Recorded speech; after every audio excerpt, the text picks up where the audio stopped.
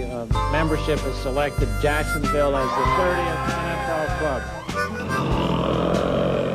So guys, I have been a Jaguar fan for a long time. The Jaguars have one of the worst fan bases in all of the NFL. Everybody puts Jacksonville down because they don't even know where it is. And it felt like it was a peewee football team out there. This is how I feel right now. I feel like I'm at my lowest point as a Jaguars fan right now. It's got to be really hard to be a Jacksonville Jaguars fan right now. You're going through the worst stretch of play in the history of the organization. Not really sure what I'm watching. Well, I know what I'm watching. It's the same old hot garbage. The Jaguars did pleasantly surprise me at least a little bit. They ended up winning 4 games. They had the 3rd worst record in the league, and that to me was impressive. Every NFL draft is defined by the quarterbacks, but maybe never more so than this year with these big 5 quarterbacks we know are going to go somewhere very high in round 1. And so, Tim. NFL draft experts coined the 2021 NFL draft the year of the quarterback. With more than half of the NFL still looking for a franchise QB, the incoming class seemed to be exactly what they needed. One quarterback was clearly the grand prize of the class. First pick in the 2021 NFL draft. Hello? Trevor!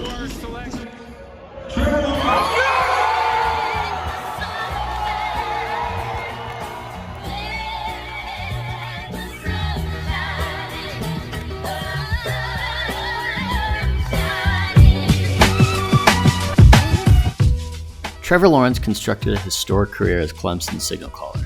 In 3 seasons for the Tigers, Lawrence touted a 34-2 record, making him the all-time Clemson leader in wins as a starting quarterback.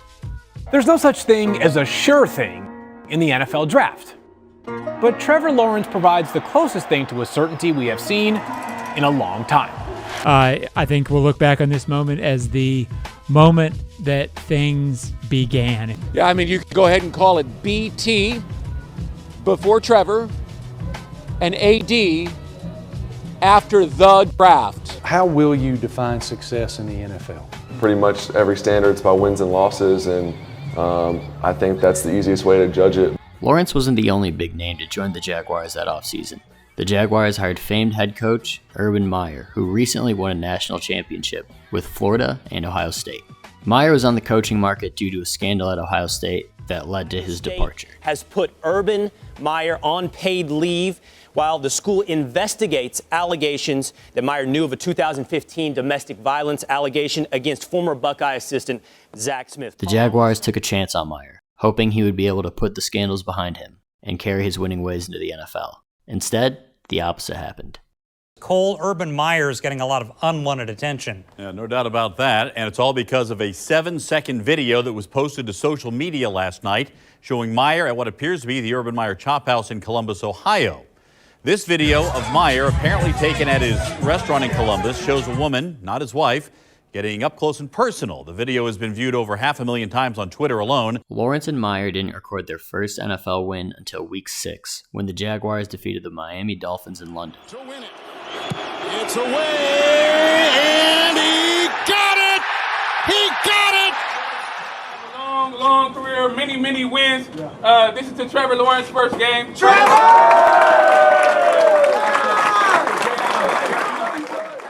The win brought momentum to the team heading into their bye week. However, it wouldn't last long. Filled with several controversies since his hiring in January, including the latest report I just mentioned, physically kicking a player. His 13 games are the fewest by a non-interim head coach in Jaguars history. This has never happened where a coach is fired in the first year before the end of the season. I mean, we're talking about one of the all-time greatest disasters in NFL head coaching is the Urban Meyer experience in Jacksonville. After several more incidents, Meyer was fired before even completing 1 full season with the team. The drama scale was peaked over the last week. Where do you expect it to be the next 4 games? Somewhere a lot lower. I don't know. I don't know the answer to that. The Jaguars only recorded 2 more wins the rest of the season. Lawrence's rookie campaign was largely seen as a disappointment, recording 12 touchdowns and 17 interceptions. Lawrence paled in comparison to other rookies like Mac Jones, who led his New England Patriots to the playoffs, or Jamar Chase, who had an all-time great season for a rookie receiver. Chase to the end zone. That's a Bengal touchdown. Many thought that Lawrence still had a chance to be a winner in the league, and a more stable coaching situation would take him a long way. But his poor performance in his rookie year brought a lot of concerns for his future as an NFL quarterback. After the disastrous 2021 season, Jacksonville fans wanted an upheaval in the front office. Their number one target was general manager Trent Baalke. Jaguars fans, my fellow clowns, and my people that want Trent Baalke blasted into the sun and to never touch an NFL franchise again, welcome in. Fans were able to get the term Fire Baalke trending on Twitter, as well as Clown Out, a play on Jacksonville owner Shad Khan's name, saying it was a clown decision to keep Baalke running the show. To get their point across, fans showed up to Jacksonville's final game of the season dressed in clown outfits. Part of the uniform today. We're tired of being a laughingstock in the NFL world. We're the laughingstock.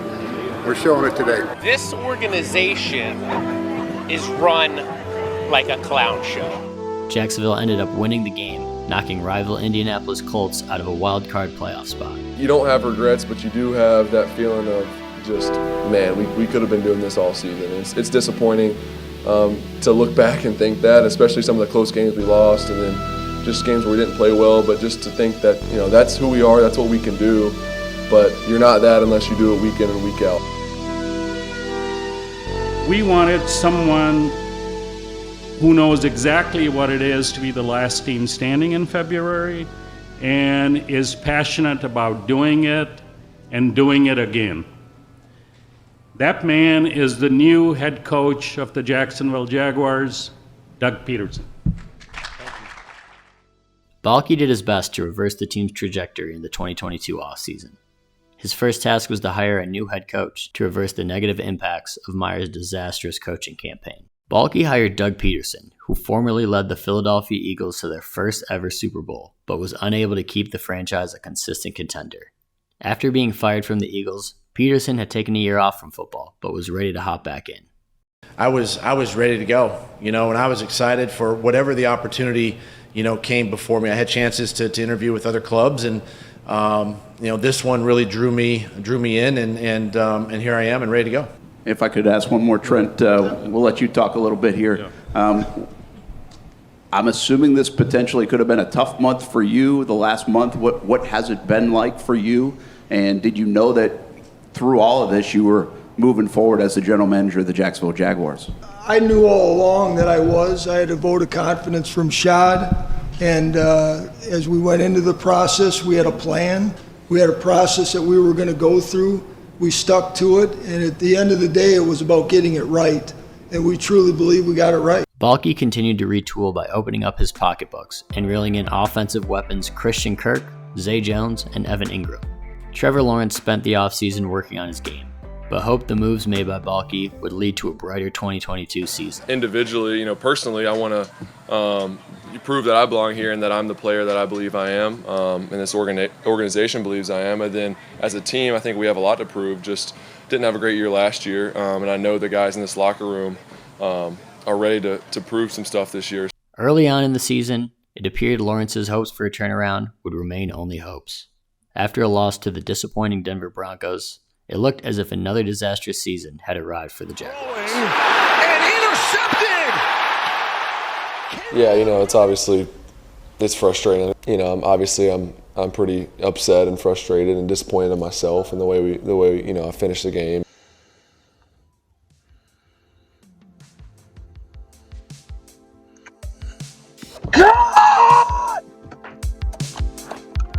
Jacksonville started the season 2-6, meaning despite the new coach, new weapons, and another year of development for Lawrence, Jacksonville had the same record as the year before.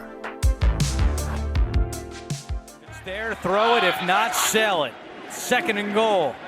Lawrence throws it, he's got it for a touchdown. Lawrence eased some of the fans' frustration the following week with an impressive come-from-behind victory versus the Las Vegas Raiders. A few weeks later, the team posted another impressive victory against the Baltimore Ravens, where Lawrence executed a game-winning 2-point conversion. Going for 2. Lawrence in the shotgun, looking left, throws left, and it's caught! Zay Jones! The Jags go up by 1! These two victories jolted life into the Jacksonville locker room and fan base. After 12 games, the team was 4-8, still far away from an NFL heavyweight, but at least the team was showing signs that they were headed in the right direction. The remainder of the season, Lawrence and the team showed that greener pastures weren't just coming, but they may be here already.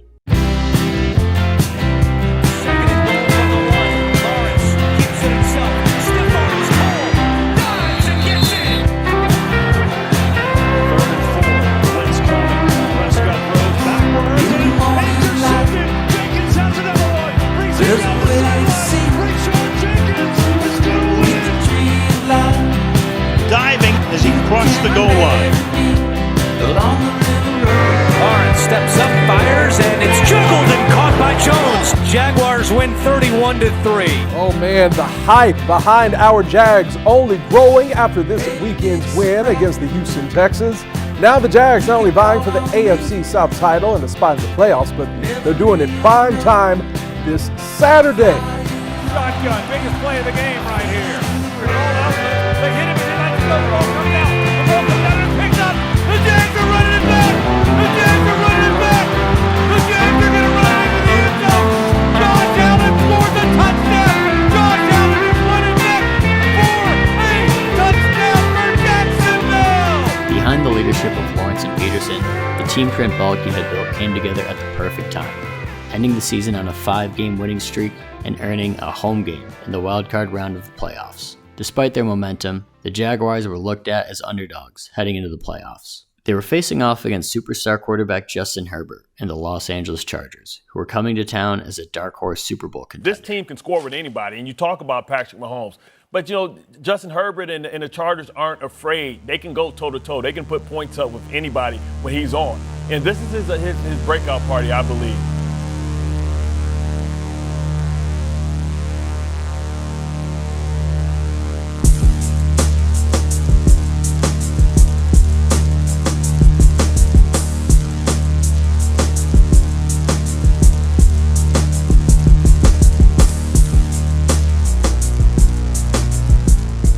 As the game got underway, it looked like Jacksonville's magic season had come to a In close. effect, new receivers. They spent a ton of money in free agency, and it's paid off. Off the fake, that's knocked away, that's deflected, and it's intercepted. To the outside, there he goes, cuts it back, touchdown. Statistically, Lawrence started out the game by playing one of the worst halves in playoff history, throwing 4 interceptions. And again, it's intercepted, and that's Asante Samuel.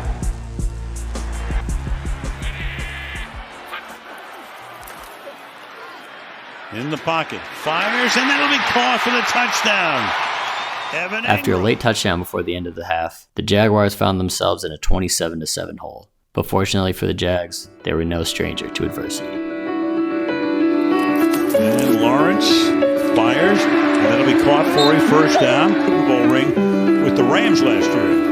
2nd and 5, that's caught, breaking the tackle, picking up a first down and a lot more before he is dragged down at the 21-yard line. Ingram again. ETN in the backfield. Lawrence looking under pressure, throws wide open, making the catch. Marvin Jones for the touchdown. Lawrence protected well. Going deep, has a man open again. St. Jones for the touchdown. Lawrence fires and some caught. Touchdown. Christian Kirk. And Lawrence reaches over and scores. 3 backs behind him. To the outside, ETN. First down and a ton more. It stays in bounds to the 15-yard line. What a call. After clawing back the entire second half, the Jags found themselves down just 2 points with 3 seconds remaining in the game. Lawrence had thrown 4 touchdowns to bring the team back. Now, the season rested on the feet of kicker Riley Patterson. Set their sights likely on Kansas City. Here we go.